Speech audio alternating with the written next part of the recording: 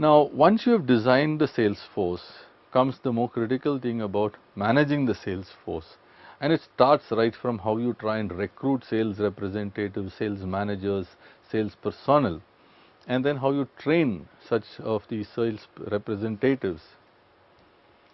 Now, a typical sales training program has several objectives, because a good sales representative must first and foremost know the company that he is representing very well, because he is the key ambassador of the company in several places and for different constituents like channels and key influencers and key institutional buyers and key customers. He might be the one who actually is the company. So, it is important that he knows the company very well.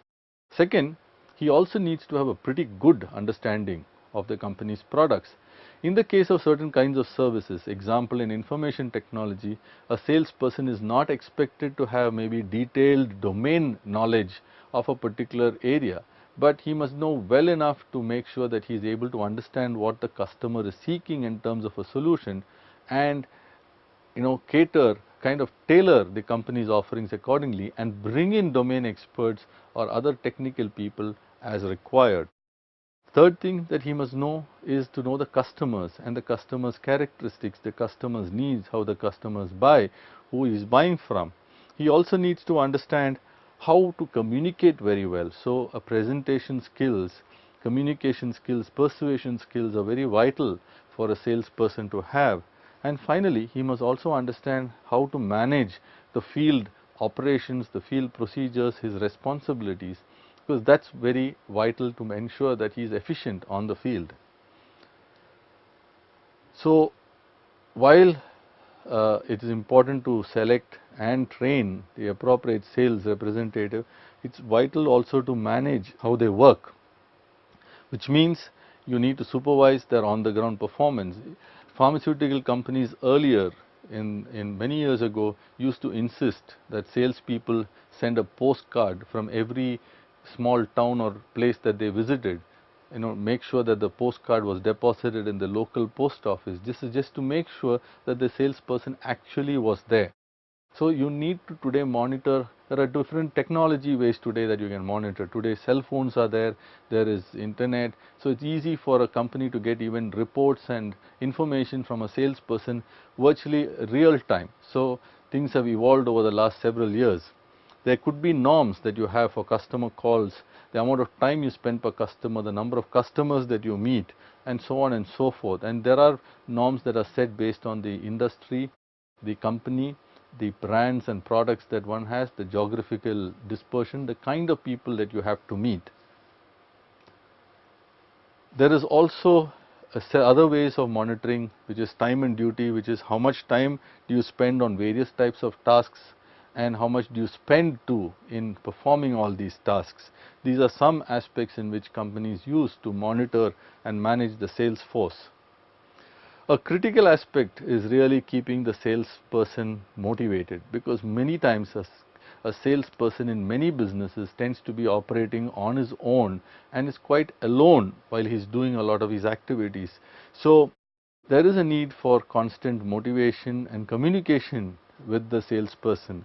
So, some of the aspects that are considered in the Churchill, Ford and Walker motivation model is that sales managers need to convince the salespeople that they can sell more by working harder or working smarter.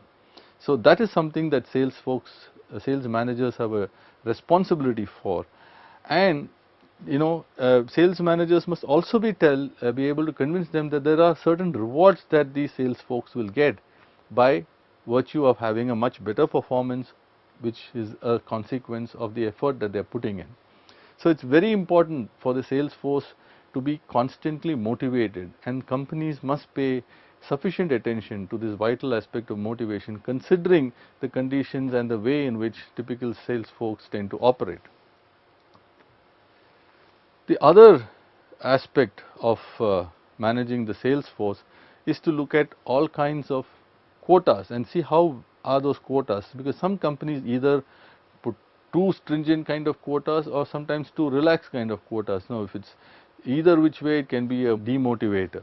So, there are also other kinds of motivators, like we mentioned. It is important for the sales managers to be in constant touch. So, the need for sales meetings, there could be sales contests and recognitions for the best salesperson in a category, consistent performance.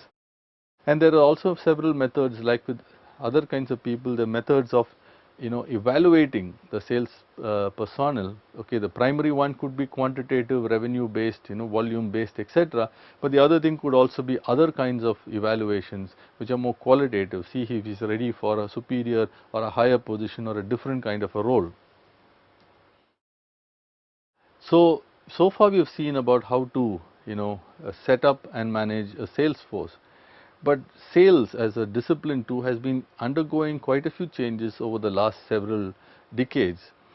For one, in several businesses there is this aspect that you just cannot sell and run away. Earlier it just meant that you could, a lot of people had this impression that a salesperson, just somehow managed to dump something on you, and after that it was not his problem, not any longer.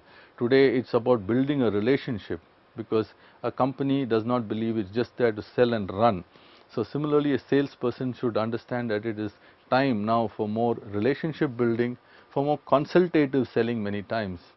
So if, for example, a Eureka Forbes person is going there, he needs to understand why a customer is looking at him is to get purity of water, purity of air. So it's building a relationship of that trust in the faith in that company is selling products which makes my life better by having purer air, water, what have you. Secondly, there's a lot more diversity in the marketplace, in people, customers. So it's important for a salesperson to understand this diversity, these challenges. There's a lot more choices too for the customer, and customers are getting more confused sometimes. So can a salesperson therefore translate that into a different way of selling, managing this confusion, this diversity, this complexity? And there are newer selling methods also, which are a lot less intrusive, or a lot less just sheer power of persuasion, but more getting the customers to get convinced in a more logical, more rational fashion. There's also globally an ethics kind of issue. There are other regulatory issues too which impinge on how one does sales today, and one has to be mindful as a sales professional about these kinds of issues, especially in areas like, for example, in places like insurance. There is the IRDA, the regulatory authority. So too in several other areas. So one has to be mindful of the kind of promises one is making. A lot of people have got very upset about the promises made by the salespeople, which are quite divergent with what the final legal document that they get, for example, in insurance. There's also a need, while there's been the historical difference that sales is essentially product oriented and marketing is more customer oriented, there is a need that one cannot divorce the two completely. One needs to also keep the customer in mind while selling a particular product, because otherwise, bad news, like we mentioned earlier, travels pretty fast, and companies who want to be here for the long term don't want this kind of bad news and a bad image kind of persisting in the marketplace. Technology too has changed. We've seen how sales reporting has dramatically changed from the days of sending postcards to using real-time handheld devices to transmit information about various things. And technology is making us also more responsive to the marketplace. So salespeople also have to change with this change in technology. And like I mentioned earlier, there are a bunch of regulatory issues impinging in several areas, in several product categories, and a good sales professional needs to keep all this in mind. And so too, it is the responsibility of the sales manager and the sales management team to make sure that their sales force is adequately abreast of all these issues. So in conclusion, sales is finally what drives revenues towards the organization, and a successful sales strategy and a structure is required for a firm to meet its revenue goals.